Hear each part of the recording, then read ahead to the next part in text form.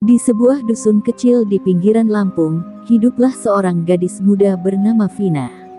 Usianya baru menginjak 19 tahun ketika ia memutuskan untuk merantau menjadi tenaga kerja wanita TKW ke Taiwan. Keputusan itu ia ambil setelah melihat ibunya jatuh sakit dan ayahnya tak lagi mampu menggarap sawah karena usia. Namun, bukan dukungan yang ia terima, melainkan cemoohan.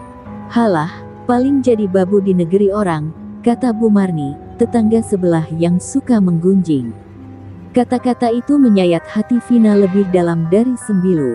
Hari-hari menjelang keberangkatannya terasa berat. Warga kampung seolah senang melihat penderitaannya. Beberapa teman sekolahnya bahkan tertawa saat melihat Vina ikut pelatihan kerja sambil membawa sandal jepit putus dan baju lusuh. "TKW itu cuma buat orang nggak lulus sekolah," teriak seorang pemuda di warung kopi. Vina hanya menunduk, menahan air mata dan rasa malu yang membakar dadanya. Tapi di balik tatapan pasrahnya, ada bara kecil yang menyala dalam diam. Di rumah, ibunya menangis saban malam. "Maafkan ibu, nak, harusnya kamu kuliah, bukan dikirim jadi pembantu," isaknya. Vina memeluk ibunya erat. "Aku nggak apa-apa, Bu. Aku rela, asalkan ibu bisa berobat dan kita nggak ngutang lagi." Kalimat itu membuat hati ibunya remuk. Ayahnya hanya bisa menghela napas panjang sambil memeluk pundaknya, tanpa kata. Rumah bambu mereka kala itu terasa sempit oleh luka dan kepergian yang tak bisa dihindari. Hari keberangkatan tiba. Vina mengenakan kemeja polos pinjaman tetangganya dan tas ransel tua. Di pinggir jalan, tak satu pun warga datang melepas. Bahkan tetangga yang dulu sering dibantu ibunya pura-pura tak mengenalnya. Dasar anak cari muka ke luar negeri. Terdengar suara pelan, tapi cukup tajam menusuk hati. Hanya suara motor travel yang mengantar ke bandara menjadi saksi betapa sunyinya keberangkatan Vina. Tak ada pelukan selamat jalan, hanya doa lirih dari ayahnya yang menatap langit dengan mata sembab. Sepanjang perjalanan, Vina memeluk lututnya sendiri sambil menangis dalam diam.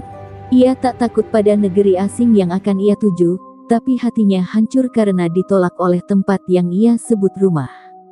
Kampung halamannya sendiri menolak mimpinya. Namun, di dalam hatinya, ia bersumpah, suatu saat nanti, ia akan kembali. Bukan sebagai orang yang direndahkan, tapi sebagai seseorang yang disegani, dihormati, bahkan ditakuti. Setibanya di Jakarta, ia diinapkan di penampungan bersama puluhan perempuan lainnya. Banyak yang masih remaja, banyak pula yang sudah janda. Mereka semua punya satu mimpi, menyelamatkan keluarga dari kemiskinan. Vina belajar dari mereka, mendengarkan cerita-cerita tentang kesulitan di luar negeri. Tapi tekadnya tidak goyah. Ia tahu, ini bukan tentang mencari uang semata, tapi tentang membuktikan bahwa dirinya bukan perempuan lemah yang bisa diinjak-injak. Di malam terakhir sebelum terbang ke Taiwan, Vina menulis surat untuk ibunya. "Bu, nanti kalau Vina pulang, orang-orang akan tahu siapa yang mereka hina hari ini," tulisnya dengan pena murahan. Surat itu tak pernah dikirim, hanya diselipkan di balik dompet sebagai pengingat bahwa luka hari ini akan jadi alasan untuk bangkit esok hari. Dan dengan langkah berat namun penuh tekad, Vina melangkah naik ke pesawat.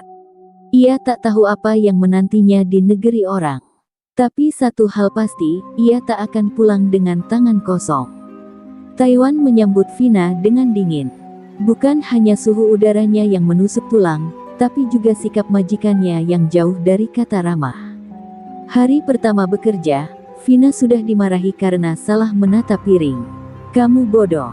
Di sini bukan kampungmu," teriak sang nyonya rumah dengan nada menghina.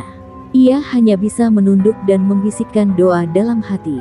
Pekerjaan yang semula dikira hanya mengurus orang tua, ternyata jauh lebih berat dari membersihkan rumah 3 lantai, memasak 5 kali sehari, hingga memandikan nenek tua yang sering meludah ke wajahnya. Hari-hari berlalu seperti siksa yang tak berujung. Vina hanya diberi waktu tidur 4 jam sehari. Gajinya pun dipotong dengan alasan tak masuk akal, "Kamu terlalu lambat, kamu bikin rumah kotor lagi." Tak jarang ia makan hanya dari sisa makanan majikan. Dalam sepi malam, ia menangis di kamar kecil, menyembunyikan suara isaknya agar tidak ketahuan dan dimarahi lagi.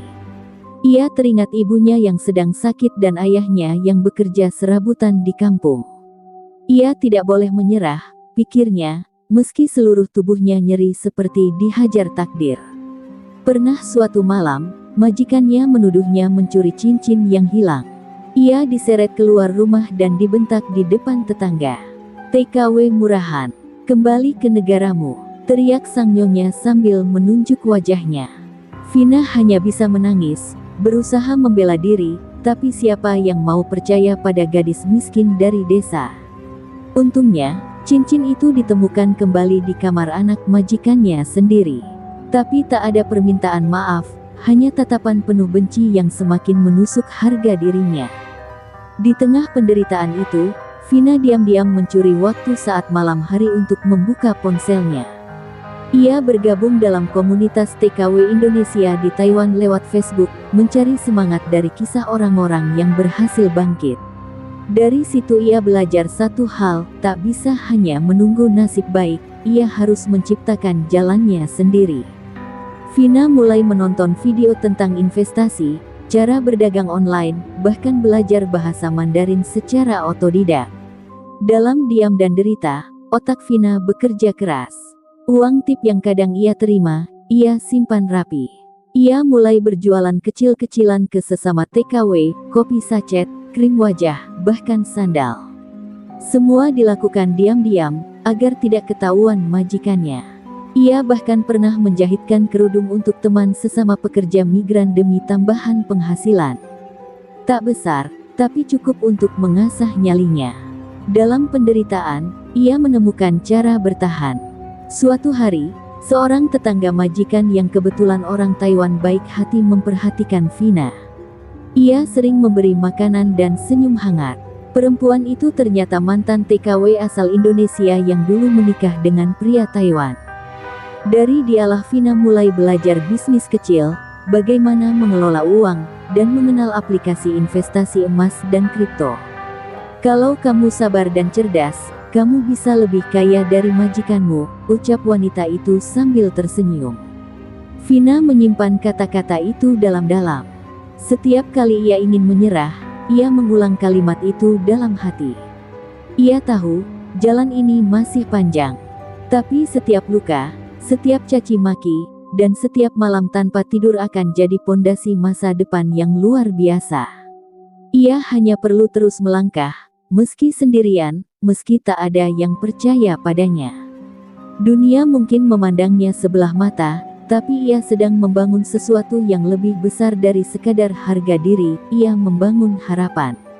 Dan malam itu, saat memandangi rembulan dari jendela kecil kamar pembantu, Vina berjanji dalam hati, "Aku akan pulang dengan cara yang tak pernah mereka bayangkan." Setelah hampir 3 tahun hidup dalam tekanan, semesta seolah mulai membuka satu celah harapan bagi Vina.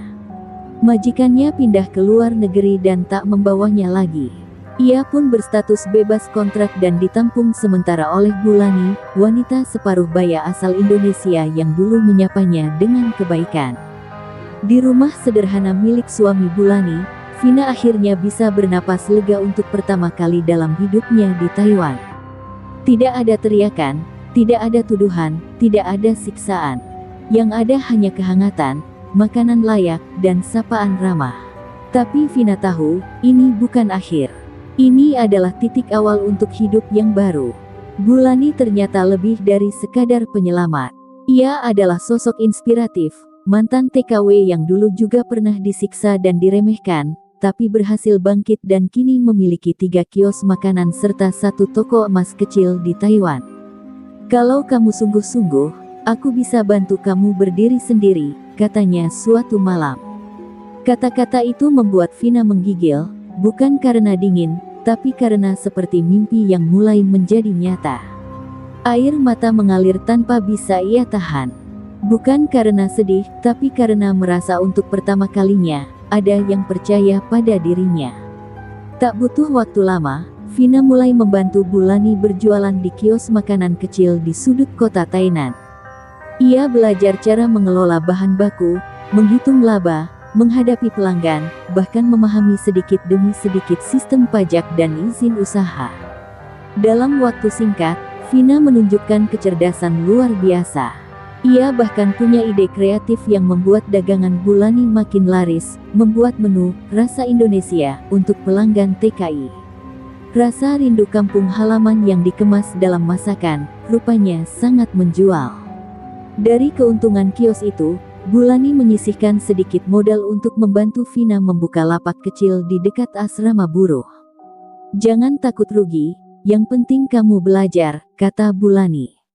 Dengan gemetar, Vina menyalakan kompor pertamanya sebagai pemilik usaha. Ia menjual nasi goreng, mie instan, dan sate taichan dengan resep khas Indonesia. Malam demi malam, ia melayani buruh migran yang lelah pulang kerja. Senyum dan ucapan terima kasih dari mereka menjadi penghapus luka-luka lama di hatinya. Namun, perjalanan tak selalu mulus. Lapaknya pernah ditertibkan petugas karena belum punya izin resmi. Ia sempat menangis semalaman karena takut usaha barunya musnah. Tapi Bulani kembali datang membawa harapan, "Kamu gagal bukan untuk berhenti. Kamu gagal untuk naik kelas." Dengan bantuan seorang pengacara lokal yang mengenal Bulani, akhirnya Vina bisa mendapatkan izin usaha resmi untuk buruh migran. Hari itu, ia merasa seperti manusia seutuhnya, bukan lagi pembantu yang diperlakukan semena-mena, tapi pengusaha kecil yang punya masa depan. Seiring waktu, Vina mulai menyisihkan keuntungan usahanya untuk investasi. Ia membeli beberapa gram emas tiap bulan, mencoba trading kripto secara sederhana, dan mempelajari dunia properti. Ia tak gegabah, semua dilakukan berdasarkan riset dan konsultasi. Ia mulai percaya bahwa dirinya bisa menjadi lebih dari sekadar TKW sukses. Ia bisa menjadi simbol harapan bagi banyak perempuan di kampungnya yang dulu takut bermimpi. Tahun ke-7 di Taiwan menjadi tahun paling menentukan. Salah satu temannya sesama pedagang kecil menawarkan kerja sama membuka restoran mini Indonesia. Vina mengiyakan, menyumbang 40% modal, dan mengelola strategi pemasaran. Restoran itu meledak, ramai setiap akhir pekan. Bukan hanya warga Indonesia, tapi juga warga Taiwan yang mulai mengenal rasa rempah Indonesia. Dari satu restoran, berkembang menjadi 2, lalu 3. Nama Vina mulai dikenal di kalangan komunitas migran. Ia bukan lagi Vina yang menangis diam-diam di kamar sempit pembantu. Ia adalah Vina yang bangkit dari lumpur untuk berdiri di panggung keberhasilan. Dan malam itu, di tengah sejuknya angin Taiwan, Vina menatap langit sambil berkata lirih, "Satu langkah lagi, setelah ini, aku akan pulang. Dan mereka akan tahu, siapa yang pernah mereka injak dulu." 8 tahun sudah Vina hidup di Taiwan. Dari seorang gadis miskin yang dipandang sebelah mata, kini ia menjelma menjadi wanita tangguh dengan kekayaan yang terus menggunung. Tapi tak ada satupun yang tahu bagaimana sebenarnya ia mengelola semua itu. Di balik senyumnya yang lembut, tersimpan ketekunan luar biasa dalam membangun kerajaan finansialnya, diam-diam, tanpa sorotan, tanpa pamer, dan tanpa bantuan siapapun kecuali tangan Tuhan dan kerja kerasnya sendiri. Tiap malam, saat kebanyakan orang tidur, Vina duduk sendiri di depan laptop tuanya. Ia membaca laporan keuangan, mengelola investasi di 3 platform internasional, mengatur jadwal ekspor kecil-kecilan rempah Indonesia ke Taiwan lewat kenalan distributor. Ia juga ikut kursus online akuntansi dan bisnis dari situs berbahasa Inggris, berbekal aplikasi penerjemah dan kamus elektronik. Tak ada alasan untuk bodoh selamanya, katanya dalam hati. Rasa haus akan ilmu telah menjadi candu, dan dunia digital menjadi gurunya. Suatu hari, sebuah kesempatan emas datang dari pelanggan setia restorannya, seorang pengusaha Taiwan yang jatuh cinta pada cita rasa makanan Indonesia. Pria itu menawari kerja sama ekspansi kuliner ke 2 kota besar lainnya. Tanpa ragu, Vina ambil tawaran itu. Ia tahu risikonya besar, tapi peluang lebih besar. Ia menggunakan sebagian besar tabungan dan menjual emas batangan miliknya untuk modal. Di atas kertas, ia berjudi. Tapi di dalam hatinya, ia tahu ini bukan sekadar bisnis, ini misi hidup, membuktikan pada dunia bahwa TKW juga bisa jadi pemilik imperium. Restoran barunya sukses besar. Omsetnya mencapai puluhan juta rupiah per hari. Dalam waktu 2 tahun, ia bisa membeli apartemen kecil di Taipei dan sebuah rumah modern untuk disewakan kepada WNI di Taiwan. Tak hanya itu, ia juga membeli 2 lahan kosong di Lampung yang dulu hanya bisa ia lihat dari jauh saat kecil. Tanah itu dulu milik orang yang pernah menghina keluarganya karena menunggak utang. Kini, tanah itu atas nama Vina, dan ia membeli tanpa menawar sedikit pun, sebagai bentuk penghormatan terhadap masa lalu. Vina tetap hidup sederhana. Ia tak mengenakan perhiasan mencolok, tak pernah memamerkan saldo rekening. Tapi sesungguhnya, uangnya sudah mencapai angka miliaran rupiah jika dikonversi. Ia menyimpan sebagian di Bank Taiwan, sebagian di Bank Indonesia, dan sebagian lagi dalam bentuk aset digital. Tapi tak ada yang tahu, bahkan orang tuanya pun tak menyangka sejauh itu pencapaiannya. Biar mereka tahu saat waktunya tepat, gumam Vina, menyimpan rahasia itu rapat-rapat. Namun, di balik semua keberhasilan itu, Vina menyimpan luka yang belum sembuh. Tiap kali mengingat wajah-wajah yang dulu mencaci maki kepergiannya, hatinya masih bergetar. Ia tak ingin membalas dengan amarah, tapi ia juga tak bisa begitu saja melupakan. Maka ia menciptakan satu cara balas dendam paling elegan, pulang sebagai sosok yang tak mungkin diremehkan lagi. Sosok yang membuat semua mulut terdiam dan semua mata terbelalak.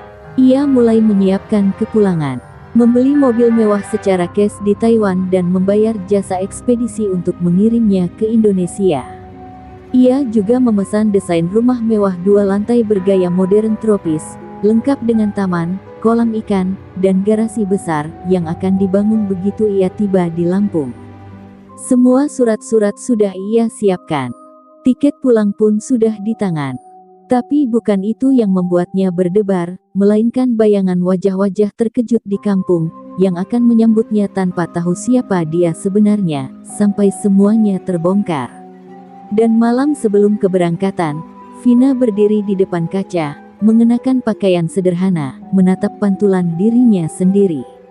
Tak ada lagi Vina si pembantu. Tak ada lagi Vina si gadis desa.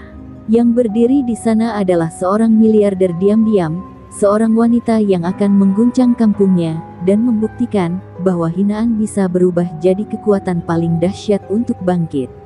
Pesawat yang membawa Vina mendarat mulus di Bandara Soekarno-Hatta. Setelah 8 tahun tak menginjak tanah air, aroma Indonesia yang khas langsung menyentuh hatinya. Namun ia bukan lagi Vina yang dulu, gadis kurus dengan mata penuh ketakutan.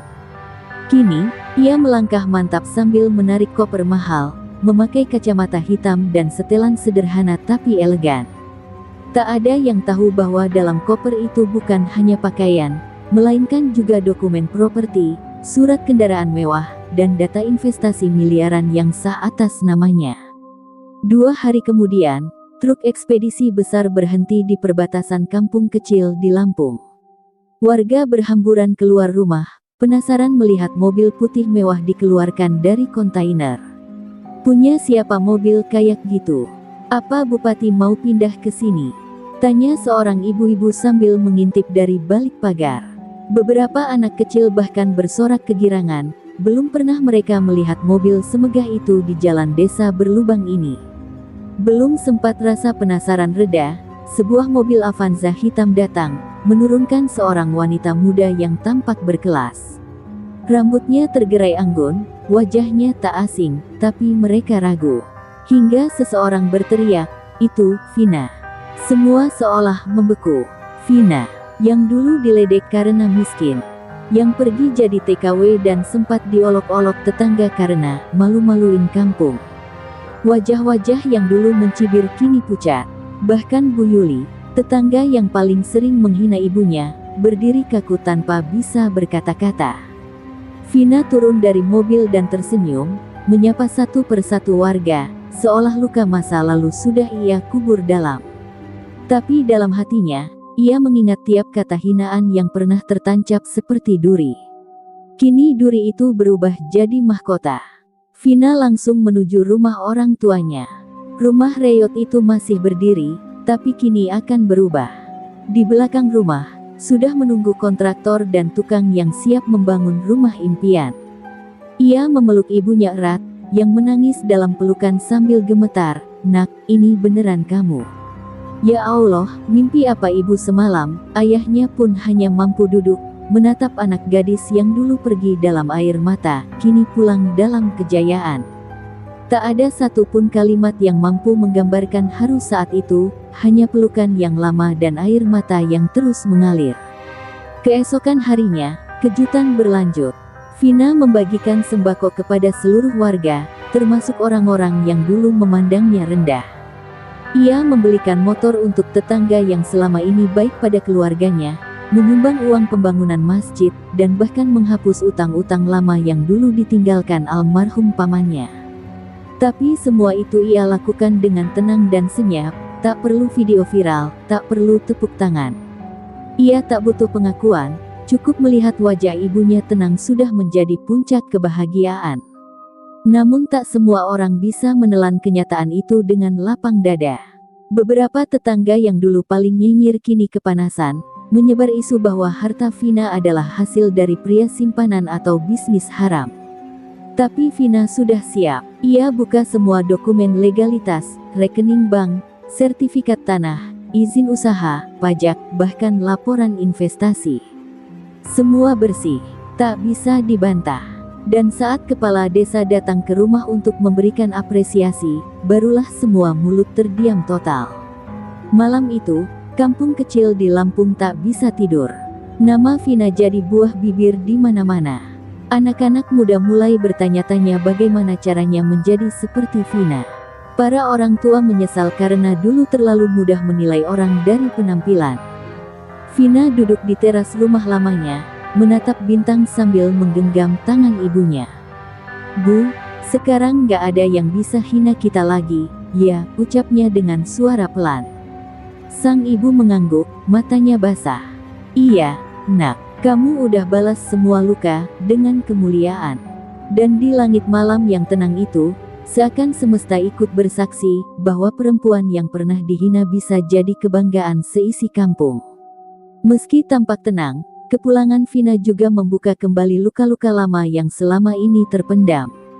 Beberapa hari setelah ia kembali, ibunya diam-diam menyodorkan sebuah amplop usang yang selama ini disembunyikan dalam lemari kayu tua. Di dalamnya ada surat dari almarhum neneknya yang meninggal saat Vina masih bekerja di Taiwan. Surat itu mengungkapkan bahwa sebelum berangkat menjadi TKW, Vina dan keluarganya pernah difitnah mencuri beras bantuan desa.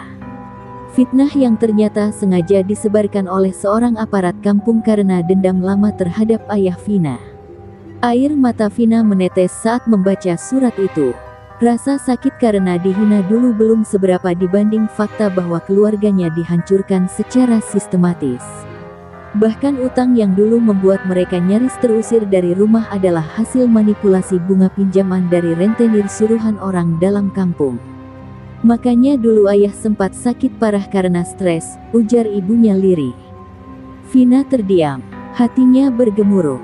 Ia bukan hanya korban, ia pernah dijadikan kambing hitam dalam sistem kecil yang busuk di kampung sendiri. Keesokan harinya, Vina diam-diam menyelidiki. Ia menemui mantan guru semnya yang dulu sempat membela keluarganya.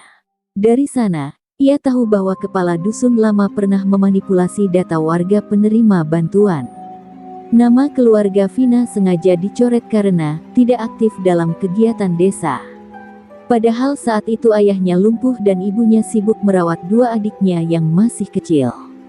Semua itu bukan sekadar kesalahan administratif, melainkan pengucilan yang disengaja. Vina tidak ingin balas dendam secara kasar. Tapi ia juga tidak akan tinggal diam. Ia mengajak seorang pengacara muda dari Bandar Lampung yang dulu ia bantu secara pendidikan untuk datang ke kampung.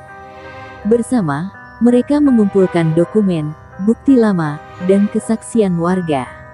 Tak butuh waktu lama sampai suara desas-desus mulai bergema. Vina mau buka aib lama. Dulu memang banyak yang main belakang, dan hati-hati, dia sekarang punya kuasa. Rasa takut mulai mengendap di wajah-wajah yang dulu paling vokal merendahkannya. Di tengah suasana panas itu, kepala dusun baru datang menemui Vina. Dengan suara gemetar, ia meminta agar masa lalu tak diungkit-ungkit. "Kami minta maaf, Mbak Vina, kami cuma jalankan perintah orang atas waktu itu," ujarnya. Tapi Vina hanya tersenyum dingin. "Saya tidak mau balas dendam, Pak. Saya cuma ingin semua orang tahu bahwa satu fitnah bisa menghancurkan satu keluarga. Saya ingin ini jadi pelajaran, bukan dendam." Vina lalu mengadakan forum terbuka di balai desa. Di sana, ia menceritakan dengan tenang bagaimana keluarganya dulu dipermalukan, dituduh, dan dijadikan sasaran gosip bertahun-tahun. Ia tak menyebut nama, tapi semua yang merasa bersalah tertunduk diam. "Saya tidak minta kalian memohon maaf. Tapi saya minta, mulai sekarang, hentikan sikap sok suci yang hanya melukai orang lain," katanya lantang. Beberapa warga menangis. Suasana sunyi. Tak ada yang berani menatap langsung wajah Vina. Hari itu menjadi momen bersejarah di kampung.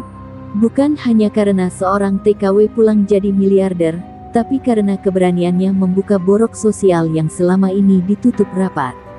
Banyak warga yang mulai berani berbicara. Korban fitnah lain bermunculan.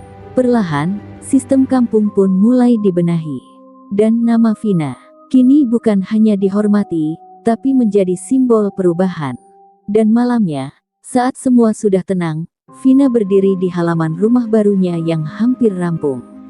Di sana ia berbisik, "Aku pulang bukan untuk disanjung. Aku pulang untuk menyembuhkan luka, dan menyadarkan banyak hati." Setelah luka lama dibuka dan kampung mulai perlahan berubah, Vina merasa waktunya tak hanya sekadar menjadi simbol, tapi harus memberi warisan nyata bagi masa depan. Ia menyadari bahwa banyak pemuda di kampungnya putus sekolah, memilih merantau tanpa bekal keterampilan, dan berakhir mengulang nasibnya dulu, jadi buruh kasar, hidup dalam lingkaran kemiskinan. Vina tak ingin kejayaan yang ia capai berhenti pada dirinya sendiri. Ia ingin membangunkan semangat generasi baru, agar tidak ada lagi Vina-Vina lain, yang harus dihina dulu baru bisa bangkit. Ia pun membangun sebuah pusat pelatihan keterampilan bernama Rumah Harapan Vina. Di atas lahan kosong bekas tempat sampah desa, ia bangun gedung sederhana namun bersih dan fungsional. Di sana akan diajarkan keterampilan menjahit, memasak, mengelola usaha kecil, hingga dasar-dasar digital marketing. Tak hanya untuk anak muda, tapi juga para ibu rumah tangga yang ingin mandiri. Vina bahkan menggaji 3 instruktur dari kota untuk datang seminggu 2 kali. Semuanya ditanggung dari tabungan pribadinya. Sebagian warga kampung masih tak percaya, bahkan terharu, bahwa gadis yang dulu dianggap beban kampung, kini justru menjadi penyelamat. Ibu-ibu menangis saat anak-anak mereka diajari komputer dan bahasa Inggris dasar oleh relawan yang Vina datangkan. Seorang pemuda bernama Ilham bahkan berkata, "Andai dulu aku tahu dunia sebesar ini, mungkin aku nggak harus nekat ke kota dan jadi pengangguran." Mbak Vina, terima kasih udah bikin kami percaya lagi sama harapan. Namun jalan kebaikan tak selalu mulus. Ada oknum perangkat desa yang mencoba memanfaatkan nama Vina untuk mencari keuntungan pribadi, mengutip iuran pembangunan dari warga dengan dalih inisiatif dari Vina. Saat kabar itu sampai ke telinganya, Vina tidak tinggal diam. Ia turun langsung, menegaskan bahwa semua kegiatan di Rumah Harapan gratis dan murni dari sumbangsihnya. Ia bahkan memasang papan transparansi keuangan di depan gedung agar semua warga bisa melihat pengeluaran dan bantuan yang masuk. Reaksi warga luar biasa. Mereka mulai sadar betapa pentingnya kepemimpinan yang jujur. Vina tidak menyuruh siapapun tunduk padanya, tapi sikap tegas dan jujurnya membuat ia lebih dihormati dibanding siapapun yang pernah menjabat. Ia menolak tawaran menjadi kepala dusun yang diajukan warga. "Aku bukan pulang untuk berkuasa. Aku pulang untuk berbagi," ucapnya lembut saat warga memintanya memimpin. Sebuah kalimat yang kembali membuat banyak hati menunduk penuh hormat. Suatu sore, saat matahari hampir tenggelam, Vina duduk di beranda rumah barunya. Di seberangnya, terlihat anak-anak kecil tertawa bermain di sekitar taman kecil yang ia bangun di depan rumah harapan. Tawa mereka membuat dada Vina hangat. Ia tersenyum dalam diam, merasa bahwa semua luka, hinaan, dan air mata bertahun-tahun akhirnya menemukan makna. Kekayaan ternyata bukan pada angka, tapi pada warisan kebaikan yang ditinggalkan. Sebelum tidur malam itu, ibunya berkata pelan, "Nak, ibu dulu hanya bisa doakan kamu selamat.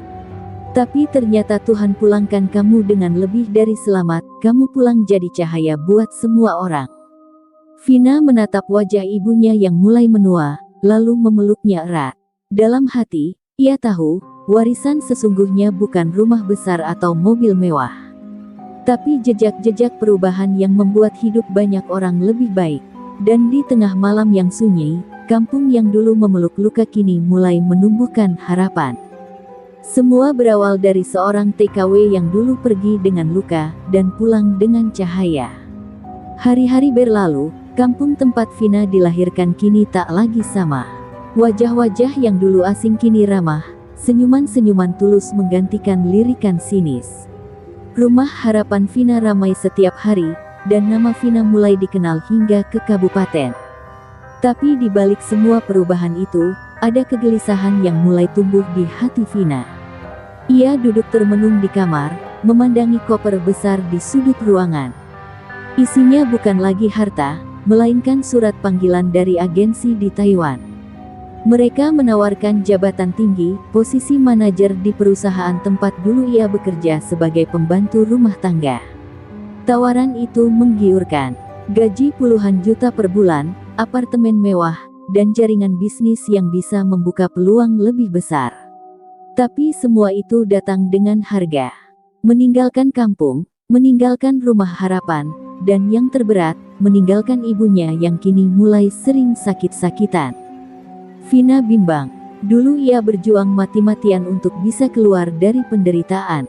Sekarang, justru ia harus memutuskan, melanjutkan jalan kesuksesan atau tinggal dan menjaga akar yang membesarkannya.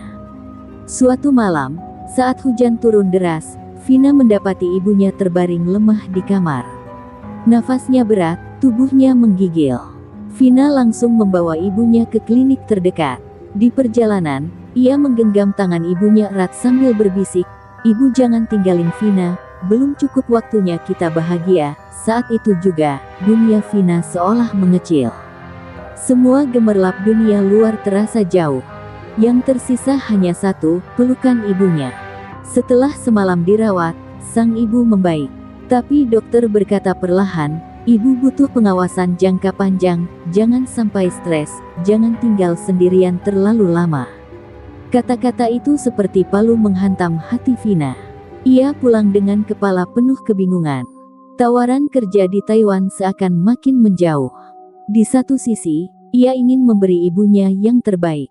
Di sisi lain, ia tak ingin ibunya kesepian seperti dulu, saat ia berangkat dan tak pulang-pulang selama bertahun-tahun. Beberapa hari kemudian, Vina menggelar rapat kecil di rumah harapan. Di hadapan para pengajar dan warga yang ia percayai, ia menyampaikan niatnya untuk mempercayakan pengelolaan rumah harapan kepada tim yang sudah dibentuk. Semua terdiam, beberapa menangis. "Aku tidak akan pergi selamanya," kata Vina sambil menahan air mata. "Tapi aku juga harus jaga masa depanku. Dan jika Tuhan izinkan, aku akan buat jembatan antara kampung ini dan dunia luar, supaya kalian gak harus jauh untuk maju." Malam sebelum keberangkatannya kembali ke Taiwan, Vina berjalan mengelilingi kampung. Setiap gang kecil, setiap tiang listrik, setiap suara jangkrik mengingatkannya pada masa kecil. Ia berhenti di depan rumah masa lalunya yang dulu reot dan kini berdiri kokoh. Di sana, ia bersimpuh, menatap langit dan berdoa, "Tuhan, kuatkan aku. Aku ingin jadi cahaya, bukan hanya di sini, tapi untuk dunia." Keesokan paginya, Vina berangkat ke bandara. Diantar ibu, ayah, tetangga, dan anak-anak kecil yang dulu ia ajari membaca. Tak ada isak tangis, hanya harapan dan doa. Ketika pesawat mengudara, ia memejamkan mata, menggenggam liontin tua pemberian ibunya. "Aku tidak pergi meninggalkan, aku pergi untuk kembali lebih kuat," bisiknya. Dan di kampung kecil itu, meski Vina terbang jauh, jejaknya tetap tinggal. Rumah harapan tetap hidup, ibu tetap didampingi, dan nama Vina tak lagi hanya sebagai TKW, tapi sebagai pahlawan kampung yang memilih jadi dirinya sendiri, dimanapun ia berpijak. Vina kembali menginjakkan kakinya di Taiwan dengan perasaan campur aduk. Ia berjalan menyusuri lorong bandara yang dulu pernah ia lewati dalam keadaan terhina dan penuh air mata. Tapi kini, langkahnya mantap, wajahnya menatap lurus ke depan. Dijemput langsung oleh manajer agensi, Vina diperlakukan layaknya tamu kehormatan. Tidak ada lagi tatapan merendahkan, tidak ada lagi kata-kata kasar. Dunia yang dulu menyakitinya, kini membungkuk menghormatinya. Hari-hari awal di kantor baru dijalani Vina dengan semangat luar biasa. Ia kini menjadi kepala program pelatihan tenaga kerja wanita untuk negara-negara Asia Tenggara. Di bawahnya ada ratusan staf, dan setiap minggu ia harus memberi arahan, mengevaluasi program, serta menyusun kebijakan perlindungan TKW. Banyak yang tak percaya bahwa wanita itu dulunya hanyalah pembantu rumah tangga di rumah salah satu petinggi perusahaan. Tapi Vina tak pernah sombong. Ia selalu menyebut masa lalunya sebagai bagian dari pelajaran berharga. Namun di tengah kesibukan itu, Vina sering menyelinap keluar saat malam tiba. Ia pergi ke asrama TKW, berdialog langsung dengan para pekerja baru. Di sana, ia melihat dirinya sendiri dalam wajah-wajah lelah para wanita muda yang baru menginjak tanah asing.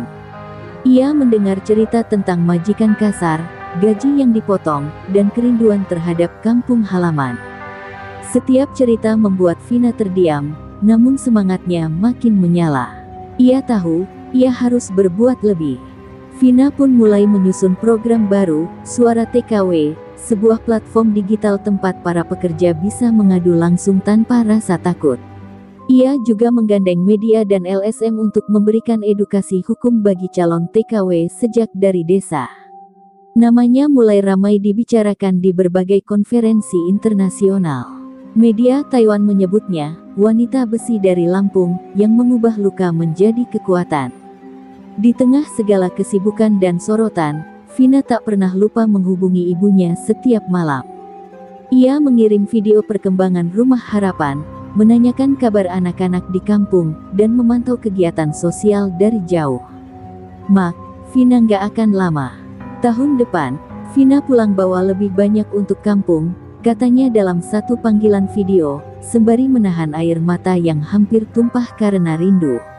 Suatu hari, Vina diundang menjadi pembicara utama dalam sebuah forum internasional tentang hak buruh migran. Di atas panggung, dengan mata berkaca-kaca, ia menceritakan kisahnya dari titik terendah hingga kini. Ribuan peserta terdiam, beberapa bahkan menangis. Ketika ia mengakhiri pidatonya dengan kalimat, "Kami bukan budak, kami pahlawan keluarga yang butuh dihargai," ruangan itu berdiri dan bertepuk tangan panjang.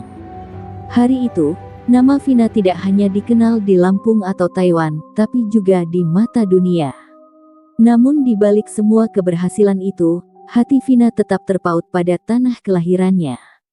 Ia menyadari betapa dunia bisa berubah ketika seseorang berani mengangkat luka menjadi lentera.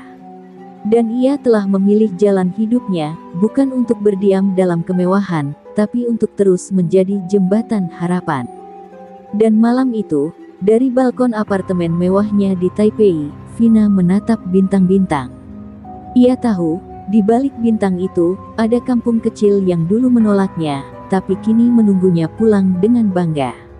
Setahun telah berlalu, dunia mengenal Vina bukan lagi sebagai TKW, tapi sebagai aktivis buruh migran dan pendobrak stigma sosial. Tapi bagi Vina, semua penghargaan, medali, dan sorotan media itu hanyalah bonus. Karena janjinya hanya satu, pulang. Dan hari itu tiba. Diiringi senja yang merona, pesawat yang membawa Vina dari Taiwan mendarat di tanah kelahirannya. Ia pulang bukan hanya dengan koper penuh hadiah, tapi juga membawa pulang mimpi, gagasan, dan semangat yang dulu nyaris padam. Kampung kecil di pelosok Lampung itu geger lagi. Tapi kali ini bukan karena gunjingan, melainkan gegap gempita. Banner bertuliskan, "Selamat datang Vina, pahlawan kami," terpasang di gerbang desa. Anak-anak berlarian menyambut, ibu-ibu membawa tumpeng, dan pemuda kampung memainkan angklung di pinggir jalan. Bahkan camat dan beberapa pejabat daerah datang khusus hanya untuk menyambutnya. Tangis Vina tak terbendung saat melihat wajah ibunya di antara kerumunan, memeluknya dengan tubuh yang semakin renta, namun hati yang semakin kuat. Di lapangan desa, Vina berdiri di hadapan ratusan warga. Tak ada pidato panjang. Ia hanya berkata, "Aku dulu pergi dengan luka, tapi sekarang aku pulang membawa cahaya. Cahaya ini bukan hanya milikku, tapi milik kita semua." Ucapan itu membuat banyak orang menangis. Di benak mereka, terbayang bagaimana gadis kurus yang dulu dipandang rendah kini berdiri penuh wibawa dan cinta. Keesokan harinya, Vina menggelar pertemuan terbuka di Rumah Harapan. Ia membagikan cerita tentang perjuangan buruh migran, bagaimana sistem internasional bekerja, dan bagaimana kampung bisa menjadi bagian dari perubahan dunia. Ia mengumumkan bahwa Rumah Harapan kini menjadi pusat pemberdayaan desa berbasis digital, tempat di mana masyarakat bisa belajar, berdagang online, bahkan memasarkan produk lokal ke luar negeri. "Kita tak perlu lagi pergi jauh untuk merasa berharga," katanya tegas. Namun di balik segala semangat itu, Vina tahu tugasnya belum selesai. Ia memilih menetap kembali di kampung. Ia ingin hidup sederhana, membina generasi muda, dan menjadi penghubung antara kampung dan dunia luar. Ia menolak tawaran menjadi anggota dewan atau pejabat pemerintah. "Aku tidak butuh jabatan untuk berbuat baik. Yang aku butuhkan hanya kepercayaan kalian," ujarnya ketika didesak warga untuk maju dalam pemilihan desa. Pada suatu malam, Vina duduk bersama ibunya di beranda. Angin berhembus pelan, aroma tanah basah menyelimuti. Ibunya menggenggam tangan Vina dan berbisik, "Nak, kamu bukan hanya cahaya untuk ibu, tapi juga untuk banyak orang. Ibu bangga kamu pulang." Vina menatap langit, lalu berkata, "Mak, hidup ini tidak pernah mudah, tapi kita bisa memilih untuk membuatnya berarti." Dan ketika pagi datang, suara ayam berkokok, dan sinar mentari menembus kabut tipis, kampung itu telah berubah. Bukan hanya karena jalanan yang diperbaiki atau bangunan baru berdiri, tapi karena seorang wanita bernama Vina, yang pernah dihina, pernah jatuh, namun memilih bangkit, lalu pulang membawa cahaya bagi semua.